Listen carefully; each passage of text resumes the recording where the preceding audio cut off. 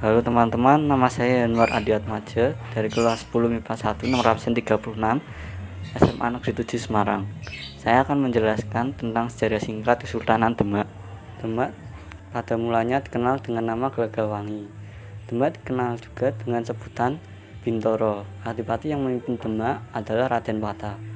Ketika Majapahit mengalami kemunduran, Demak berhasil memisahkan diri dari Majapahit pada tahun 1500. Demak menjadi kerajaan baru dan menjadi kerajaan Islam pertama di Jawa. Adapun faktor-faktor pendorong berdirinya kerajaan Islam Demak adalah 1. Runtuhnya Malaka ke tangan Portugis. 2. Raden Patah sebagai pendiri kerajaan Demak masih keturunan Raja Majapahit Brawijaya V dalam perkawinannya dengan putri Ceumpa yang beragama Islam. 3. Raden Patah mendapat dukungan dari para wali. 4. Banyak adipati-adipati pesisir yang tidak puas dengan Majapahit dan mendukung Raden Patah. 5. Mundur dan runtuhnya Majapahit karena perang Paregreg. 6. Pusaka Keraton Majapahit sebagai lambang pemegang kekuasaan diberikan kepada Raden Patah. Kehidupan politik Kesultanan Demak. Pertama, pemerintahan Raden Patah pada tahun 1500 sampai 1518. Raden Patah merupakan pendiri Masjid Agung Demak Sekaten.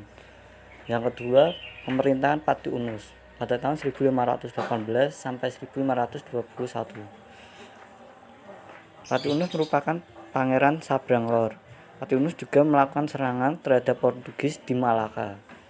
Yang ketiga, pemerintahan Trenggono pada tahun 1521 sampai 1546. Pada pemerintahan Trenggono, Kesultanan Demak melakukan perluasan wilayah ke barat dan timur. Akhir dari kerajaan Demak. Setelah Trenggono wafat, terjadi perebutan kekuasaan antara Surawiyoto atau Pangeran Sekar Séda ing Lepen, adik Trenggono, dengan Sunan Prawoto, putra Trenggono. Surawiyoto berhasil dibunuh oleh utusan Sunan Prawoto. Putra Surawito bernama Arya Penangsang dari Jipang menuntut balas dendam dan berhasil membunuh Sunan Prawoto. Arya Penangsang kemudian menduduki tahta kerajaan Demak. Kekacauan kembali memuncak ketika Arya Penangsang membunuh Adipati Jepara pertama, Pangeran Hadiri. Pembunuhan itu dilakukan karena Hadiri dianggap telah ikut campur dalam persoalannya dengan Sunan Prawoto. Kalinyamat akhirnya mengangkat senjata memberanikan diri untuk melawan Arya Penangsang. Ia berhasil menggunakan adipati-adipati dan pejabat lain untuk melawan Arya Penangsang. Akhirnya Arya Penangsang berhasil dibunuh oleh Ki Jakatingkir yang dibantu oleh Kiai Gede Pamanahan dan putra angkatnya Bagus Dananjaya serta Ki Penjawi dan Juru Mertani. Kemudian Jakatingkir naik tahta dengan gelar Sultan Hadiwijaya. Pusat pemerintahan